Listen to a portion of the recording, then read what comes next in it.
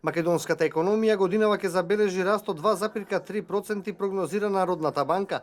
За следните 2 години очекувањата се пооптимистични, за кога се очекува раст на брутодомашниот производ од 3,5 односно 3,7%. За гувернерот Богов и натаму клучен ризик е политичката криза во земјава, двигатели на економскиот раст се очекува да бидат инвестициите, извозот, како и финалната потрошувачка. Стапката на инфлација годинава се очекува да биде на нула. Очекуваме раст од ова година од 2,3%. Наредната година, како што кажав, стабилизирање на домашното окружување и растот ќе забрза на 3,5%, додека во 2018 година тој тренд очекуваме да продолжи понатаму со раст од 3,7%.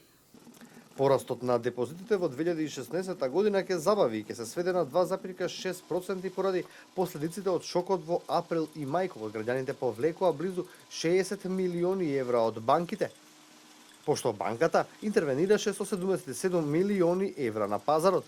Во следните 2 години од НБРМ прогнозираат забрзување на растот на депозитите на околу 7,5%. Според гувернерот, кредитниот раст е на солидно ниво со прогноза за раст од 5,6% до крајот на годинава.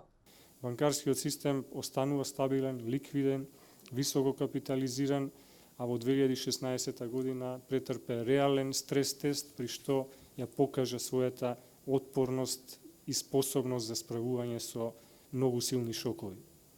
Во мај годинава од Народната банка излегува со 2 сценарија како ќе се движи економијата до крајот на годинава.